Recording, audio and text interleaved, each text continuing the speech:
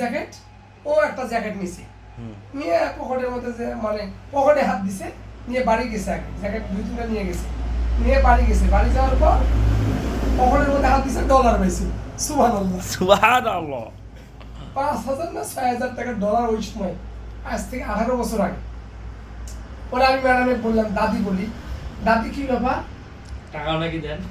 দে টাকা পেয়েছেন বলে এখানে।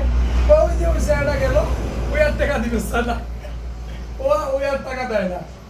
আমি কথা হইলো, ওই যে টাকা দেয় না তো টাকা দিলই না, ও নিয়ে তোমার 4-5 হাজার ডলার করে ভাঙাইছে। তো ওই বিদেশে যে মনে করো তোমার জ্যাকেট দিছো না, তুমি টাকা সহ দিছো। এই হলো জ্যাকেটের অবস্থা। আপনি শোনেন, ভিডিও যে ফেসবুকে করতেছেন, দেওয়া- ভিডিও করা কি আমার জায়েজ আছে খুললি? আপনি জানি না, বলতেছেন, জুবাইর সাহেব যদি দেখে না, গণতন্ত্র হারাম, ঠিক হ্যাঁ। আছে গণতন্ত্র হারাম, ভিডিও করাও তো এক প্রকার হারাম। পরিপূর্ণ ইমানেতে পড়ে না। তাহলে কি হবে? ভিডিও উনি গণতন্ত্র করেছে, ক্যামেরা ভিডিও এইটাও ইসলামে পরিপূর্ণ তাকওয়া না।